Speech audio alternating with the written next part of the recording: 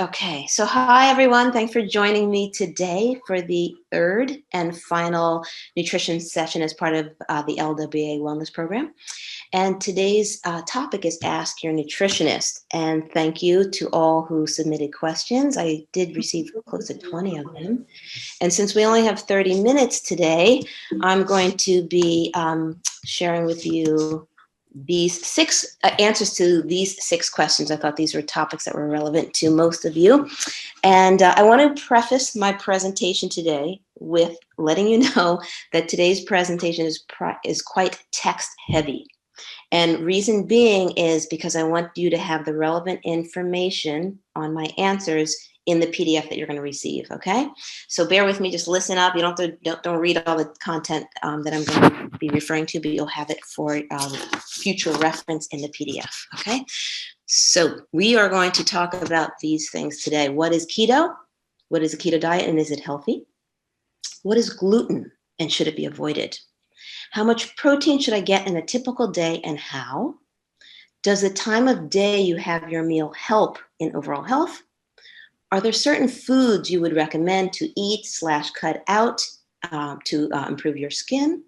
And 6, my mom is in early stages of dementia and it has made her very moody and nasty. Is there anything that can help boost her mood/brain activity? Okay, so let's get started with number 1. What is keto? What is a keto diet and is it healthy? I'm sure we've all at this point heard about the ketogenic diet. It's been quite popular for the last 3 or 4 years again. So first of all, keto is short for ketogenic or ketogenic diet. And virtually it is a dietary protocol that focuses on eating mostly dietary fat, a moderate amount of protein, and low amounts of carbohydrates. When we eat in this fashion, what actually happens, okay, is that the body utilizes ketones for fuel as opposed to glucose for fuel. So when you digest and metabolize dietary fats, the byproducts of that fuel source is ketones. When we utilize carbohydrates for energy, the byproducts of that energy metabolism is glucose. So the body actually has 2 options, okay, of energy sources to burn, ketones and glucose. So a little bit of history about the ketogenic diet. Despite the fact that it's very popular right now, it was actually the number 1 dietary term searched in 2018, and it's still trending. It's actually old. Okay, the ketogenic diet was designed back in 1923 by Dr. Russell Wilder at the Mayo Clinic as a treatment protocol for children with epilepsy. Okay, and even before that, okay, Mother Nature actually created the ketogenic diet in a sense, because the human body is designed to be in nutritional ketosis. And nutritional ketosis refers to what I was mentioning earlier, is when the body is primarily using ketones as its main energy source, okay, not glucose. So it's natural actually to be in nutritional ketosis. Babies are born in a state of ketosis. Mother's milk is primarily fat. So any breastfed baby is developing on a ketogenic diet, okay? So it's natural. It's not new. It trends off and on over the decades because it is effective for weight loss and for some health protocols. So I just want to share with you some of the characteristics, again, of various types of ketogenic diets that have come out over the last 6 or so decades or more. There's been so many iterations of the ketogenic diet because it is quite effective as a dietary therapy and also for weight loss. So one example, the modified Atkins diet, okay, even though they all are high fat and low carb, the Atkins diet, which was surging again in the 70s and then again in the 90s, is a spinoff of the keto diet, but it actually isn't not exactly a ketogenic diet because it's not moderate protein. It actually allows unlimited amounts of protein. And so these are some forms of the ketogenic diet. The classic is the original one. And to answer the question whether a ketogenic diet is healthy, absolutely, when done in a well-formulated manner. So a well-formulated ketogenic diet is a version of the original or the classic, okay? And it's a form that you can actually lose weight on and live on. I am a testament to that. I've been on a ketogenic diet, a well-formulated one for the past 2 years, and have no plans to get off of it. And it's been almost a game changer for a variety of reasons: maintaining weight, energy, sustained energy, better blood sugar control.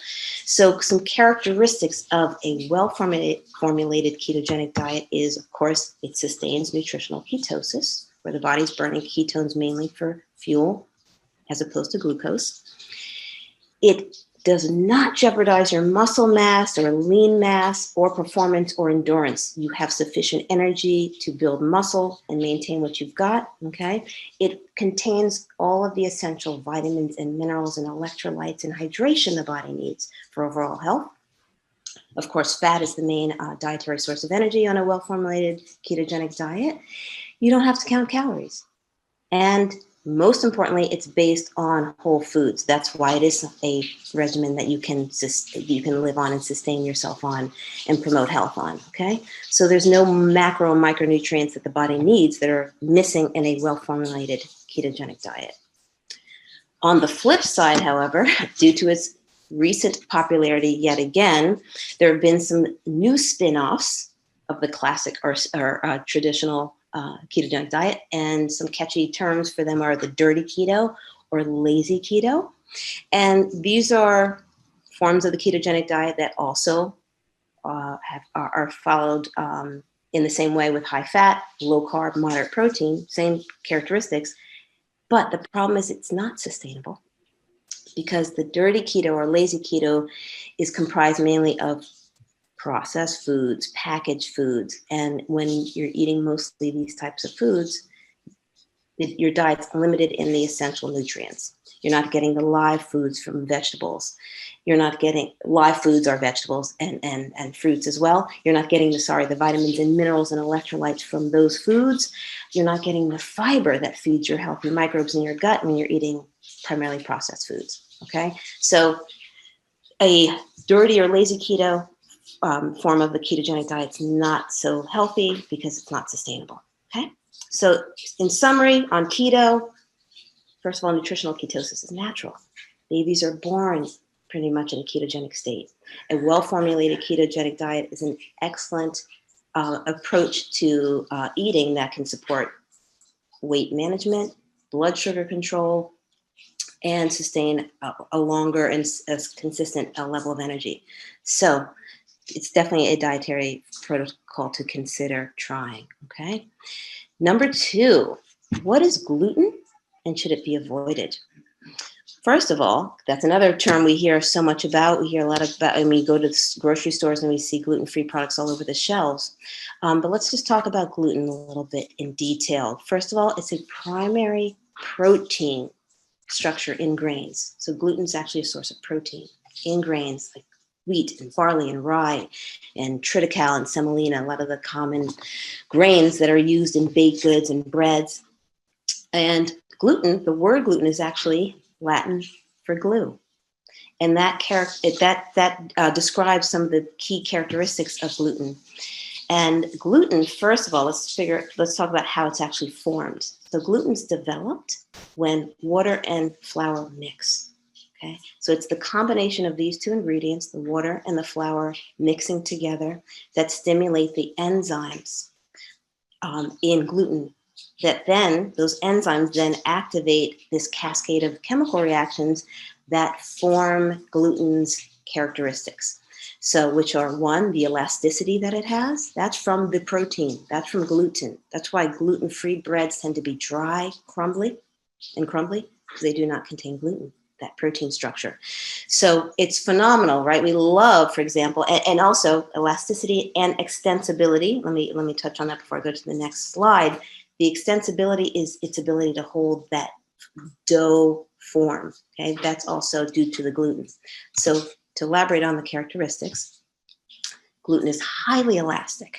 That's what gives pizza dough its ability to stretch, right, to a large extent, and gives bread that nice mouthfeel, right, and baked goods and that nice doughy mouthfeel. Those are all wonderful characteristics. So much so that oftentimes powdered wheat gluten is actually added to bread and other baked goods to give it more strength, more and a longer shelf life. Okay, and a greater ability to rise. So all those are positive attributes when it comes to baking and preparing baked type goods, breads, and other baked goods. However, gluten, yet again, let me mention, is a protein structure. Okay, so the problem though with gluten for many people is that gluten is resistant to protease. Protease is the main protein that breaks down protein structures into the individual amino acids. So any kind of protein that we eat, the body can only utilize the protein when that structure, that protein structure, is broken down into its individual amino acids, like puzzles. Like the body can't absorb the puzzle, it has to absorb the puzzle, individual puzzle pieces. Okay? So with gluten, it's this protein structure, like a strip of amino acids linked together. And it's resistant to the protease enzyme that breaks it down into the individual amino acids. So anyone who cannot digest that structure well, right, will potentially have autoimmune reactions, inflammation, digestive issues. Okay, so for a lot of people, that protein structure, that undigested gluten protein structure, causes a lot of GI symptoms.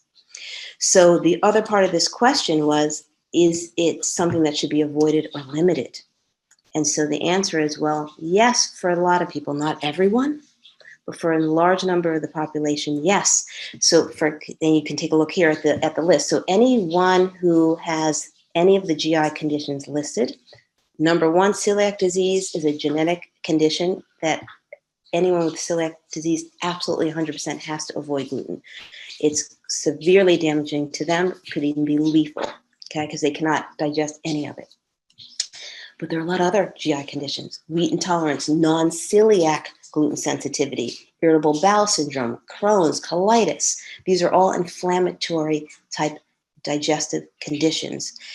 Other autoimmune conditions, type 2 diabetes, okay, arthritis, endometriosis. These all are autoimmune conditions that where inflammation is also present. And so any condition where there's inflammation, I personally recommend at least experimenting going off of gluten to see if your symptoms improve. Case in point, this next category of chronic symptoms: brain fog, migraines, unexplained GI symptoms like gas and bloating and constipation that are outside of a GI diagnosis. From my own experience, every single client of mine who I've experimentally taken off gluten, because they have some of these symptoms that I've listed here, and I'll take them off gluten for 2 to 4 weeks, every single person has reported back to me that they have experienced less brain fog and less bloating when they've gone off gluten. After 2 to 4 weeks, I then have them, they choose whether to put it back in, and they can then determine whether that's something they want to continue consuming. Most people decide to limit their consumption. So chronic symptoms. Anyone with those symptoms, I'd recommend minimizing gluten intake. And also mental illnesses. Some mental illnesses even can benefit. People with mental illnesses can benefit from limiting or avoiding gluten. I happened to find this research study that was done way back in 1976. And it was published in the Science magazine. And the researchers way back then, found that the gluten protein, they speculated that it even caused or promoted schizophrenia. So since then, there's been further studies and there's been mixed outcomes on that. But in relation to this, I have found numerous studies linking improved symptoms of ADHD, ADD, even depression, with limiting or at least avoiding gluten, okay, or avoiding gluten. So that's the answer on gluten, whether it should be avoided. Not everyone, but something to be aware of, and I'd recommend at least experimenting going off of it if you have any of these symptoms and seeing if they improve, okay? So number 3, we're moving on to protein. outside of gluten, that gluten protein structure. Number 3, how much protein should I get in a typical day and how? So protein is, as we know, an essential macronutrient. It's absolutely essential in the body for building, repairing, maintaining every single cell, tissue, organ in the body. Okay, we could not function obviously without protein. It's also an energy source, but ideally we don't want to be using protein for energy. We want to use ketones or glucose for energy and save protein for muscle repair and muscle tissue, organ, and cell repair and recovery and healing. And also it's necessary for supporting our mood and brain function. So how much should we consume? That's a great question. I get that asked that question quite often, and it depends. So the recommended daily allowance, or RDA, of protein for the average sedentary or moderately active person is 0.8 grams per kilogram, per kilogram of body weight. So in the example that I've provided for you here, I used a 140-pound sedentary woman. And what we want to do first is calculate her weight in kilograms. So all we have to do is take her weight in pounds, divide that by 2.2, and we get her weight in kilograms at 63.6. So then we just times that by 0.8, and we see that her RDA of protein is around 51 grams per day. Now, if the same person was looking to build muscle or was an endurance athlete, then her protein needs, RDA, would be closer to 1.2 to 1.7 grams per kilogram of body weight. So same person, same size. Now instead of multiplying her weight in kilos by 0.8, we would calculate her protein grams by, I did an average. It's again, the recommendation is 1.2 to 1.7 grams. So I just took 1.5, and her needs would be up to 95 plus 96 grams per day. Okay. Now, an older person who falls into that category. So we're talking about people in their mid 60s and up who are, again, on the more sedentary side. They actually need a little bit more protein than the average person due to the fact that as we get older, okay, we tend to absorb nutrients less efficiently, one, and number two, we also are contending with a higher rate of cell and tissue breakdown and muscle breakdown, which age-related muscle breakdown is called sarcopenia. So in order to kind of counterbalance these effects, we want to actually consume more protein, okay, to protect our tissues and cells and muscle tissue from loss. Okay, so that's how much we should consume.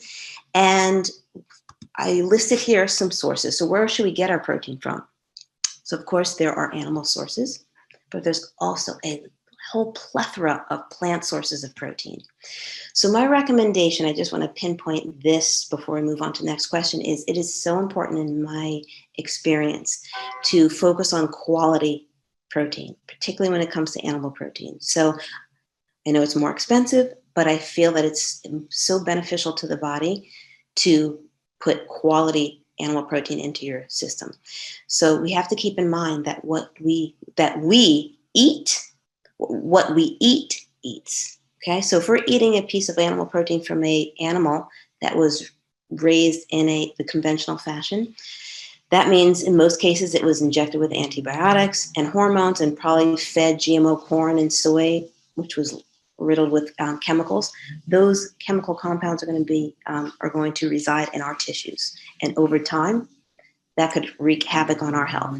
So choose high quality animal protein. Okay, grass-fed beef, wild-caught salmon, pasture-raised eggs, those types of things. And also don't feel like you have to eat animal protein 3 times a day. There's plenty of protein in plant sources. And for time, I'm not going to read these all off. As I mentioned, there's lots of text in this presentation today, so you have this information in the PDF that you're going to receive. Okay, so what I do want to show you is an example. So a sample day, okay, of getting in sufficient protein would be for breakfast 6 ounces of Greek yogurt with a tablespoon of hemp seeds and 10 almonds or some type of nut, and you'd get 23 grams of protein right there. roughly 6 to 7 grams of that 23 are from the seeds and the nuts, okay? Not from animal protein. For lunch, a 16-ounce Moroccan lentil soup. I used Pret a Manger's soup as an example. It's really popular with a lot of my clients. No animal protein in that at all. Another 17 grams of protein. And then an example for a nice, well-balanced dinner is a quarter pound of wild-caught salmon. That could have been 100% grass-fed beef instead. Some grain beans and a half a cup of high-fiber grain like wild rice or quinoa. Another 33 grams. Okay, no snacks even in this day, and there's plenty of protein consumed. Okay, so it's just important to provide your body with a wide array of different types of foods, and particularly, embrace eating plants because there's plenty of nutrients there, including protein. Okay, let's move on. Number 4. Does mealtime matter? That was a great question that was submitted. The actual question that was submitted is, does the time of day you have your meal help in overall health? For example, finishing your last meal at least 3 hours before you go to sleep, or finishing the last meal before sunset. Does it matter? And the science is pointing to yes. The answer is yes. So consuming the majority of your calories earlier in the day, a larger breakfast and lunch, lighter meal in the evening, yes, the science is saying that it does promote health over eating most of the food later in the evening. Okay, so there are certain, what I did here is listed some research studies associated with certain health conditions. So as far as weight loss goes, there was one of the largest human studies conducted by researchers from the Loma Linda University Adventist Health Sciences Center in California. They conducted a large human study of 50,000 participants, and they compared the timing of meals with body mass index.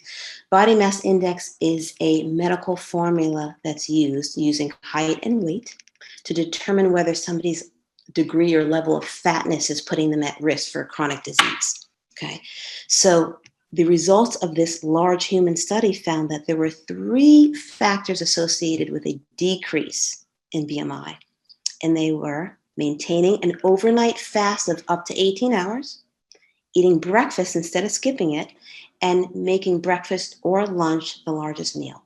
Those 3 factors were associated with a lower BMI, body mass index.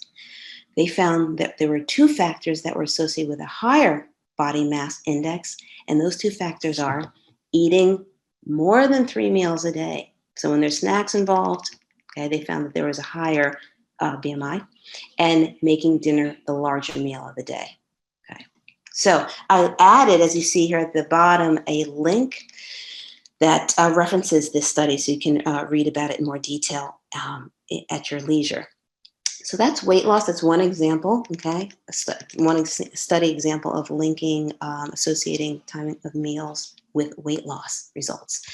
Now let's look at heart health, women's heart health in particular. So last year, the American Heart Association released a summary of findings on women's heart health and timing of meals. And their results found that there was a higher proportion of the calories consumed later in the evening, there was a greater risk of cardiovascular disease. And more specifically, what their results found is that for every 1% increase in calories consumed, there was a likelihood of higher levels of blood pressure, higher body mass index, and a poorer level of blood sugar control. Okay, so yet again, yes, the timing of meals seems to matter. And again, I added a link there for you to reference if you want to look into this summary of findings from the American Heart Association. Now, one more thing. Let's look at blood glucose and blood sugar control. There's a litany of studies linking timing of meals to blood sugar control, particularly because of the continued increased rate of diabetes that our country is experiencing. This particular study that I included is from 2018. And it was a small study done by the University of Alabama. They looked at a group of obese men with prediabetes. And their study used a form of intermittent fasting called early time restricted feeding. And they took two groups. One group, the 8-hour group, ate between 7 a.m. and 3 p.m. And they took another group where they had them eating within a 12-hour period. Their feeding time was 7 a.m. to 7 p.m. And the results of their study found that in the 5 weeks, nobody lost weight, okay? But the 8-hour group, what they found was they had lower insulin levels, greater insulin sensitivity, meaning that the insulin in the body was able to control the blood sugar better, and they also had significantly lower blood pressure. Okay, so separate from weight progress in the 5 weeks, even without weight loss changes, that eating earlier in the day had metabolic benefits. Okay, so overall, and then I added a link there too at the end to reference this study. So overall, the answer to that question, yep, timing of meals certainly does seem to affect overall health. Okay, earlier is better. Okay, let's move on. Number 5, are there certain foods you would recommend to eat or cut out to improve your skin? And the answer is absolutely yes. Okay, first and foremost, number 1 tip, a healthy gut equals healthy skin. So most importantly, feed your healthy microbes in your gut. So what do I mean by that? Feed them their main fuel source, which is fiber. Prebiotics are dietary fiber sources. And due to time, I'm not going to read those off. You'll get this at the end of the presentation today. So eat loads of high fiber foods. Also include probiotic sources of food. Okay, fermented foods are loaded with healthy microbes. So the healthier your gut is, good chance the healthier your skin will look. Okay, other tips for skin, whether to eat dairy or not to eat dairy in regards to skin. So there's been studies done on milk and acne. And yes, skim milk and whole milk do seem to be linked to acne, primarily due to the proteins in the dairy, the whey and the casein. But studies on dairy and skin have found that yogurt and cheese, due to the fact that they have probiotics in them, don't seem to be linked to acne, okay? So you probably want to consider maybe using a non-dairy milk, but cheese and yogurt, good quality cheese and yogurt, you could keep in, okay? Number 3 tip, third tip on skin health is something to limit or avoid for healthy skin, and that is refined carbs and processed sugars. They certainly are linked to, and again, excessive use of these are linked to inflammation and acne, okay? One more tip on skin, what to consume to help your skin. Healthy oils, absolutely 100%. Please include those. So there's a list of fish that are high in omega-3 fats. There's an acronym for them, like as you can see in the image, called SMASH. SMASH is an acronym for those 5 fish: salmon, mackerel, anchovies, sardines, and herring, that are loaded with omega-3 fats, which are anti-inflammatory. Those fats also help to protect the skin's oil barrier, which will prevent skin from drying out and minimize uneven complexions.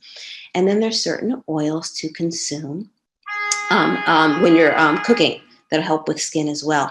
Olive oil, cold pressed, avocado oil, coconut oil. These are all rich in essential fatty acids and vitamin E, which is also good for skin. It helps to prevent scarring. Okay, so those are my tips on skin. Let's get to the last question real quick. I see that it's already 12:30. Time goes fast. So number 6, my mom is in early stages of dementia and it has made her very moody and nasty. Is there anything that can boost her mood and brain activity? And the answer is absolutely yes. I do want to take a quick second and say this to you all, that dementia, okay, affects all of us, because if we're lucky, we're all going to get old. And as prevalent as dementia is, okay, it is not a normal part of aging, okay? It's not. So I'm going to leave all of this other text that I have here for you to read at your leisure, but I want you to just think about investing in your health now, okay, so that you're in the future, okay, the experience of aging will be easy and comfortable, okay? There's a lot we have control over. So on the topic of, are there things that you can do for your mom to help her with her symptoms? Yes. Okay. And a lot of this is going to be redundant now because you've heard me talk about green leafy vegetables, cruciferous vegetables, eating a lot of high fiber foods. So nutrients that feed the body feed the brain as well. So load her plate up with leafy greens, cruciferous veggies like broccoli and cauliflower and cabbage. If it's difficult for her to eat or to focus on eating, consider juicing them. Okay, we can talk about this too privately if you need some guidance on this. Also, dark, rich colored produce, fruits included, berries in particular, blueberries, for example, are packed with antioxidants, vitamin C, vitamin E, great for the brain and for memory. Include nuts and seeds as well. They're loaded with protein, which we need, and more so as we get older, and also full of vitamin B vitamins that are great for energy in the brain, and zinc and magnesium as well. And they also contain those healthy fats. Okay. And real quick, lastly, again, the fish, those smash fish I was talking about before regarding skin, so important for brain function. There was a study done on people 65 years or over who ate 3 or more servings of omega-3 rich fat per week, and they had 26% lower risk of brain lesions associated with dementia compared to people who did not eat these fish. Okay. And number 6, coconut oil and MCT oils stands for medium chain triglyceride oils. There's a lot of studies now coming out in the last 10 to 20 years on Alzheimer's and coconut oil. I linked a book that I'm sure you'll want to read, okay, and a link referencing some studies on the topic. Okay, so there are plenty of things that you can do for your mom, and let's all take this information into consideration and eat well for our skin, for our bodies, for our minds as well. We're out of time. Sorry about that. If anyone has any questions, please contact me. I know I didn't get to everyone's questions today, but you know how to reach me, okay, at either of my websites, lisajubleenutrition.com or livingproofnyc.com. And I've really enjoyed meeting with you over the last 2 months.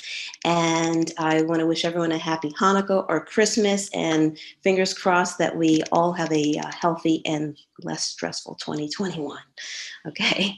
So thank you all. Yeah, please, you've been great. Okay. Oh, you're so welcome, Rick. And I'll be in touch. And anyone whose questions I didn't get to today, please contact me. Okay. And maybe we can schedule one-on-one. Thank you. It's wonderful. Okay, thanks so much, Dave. Okay.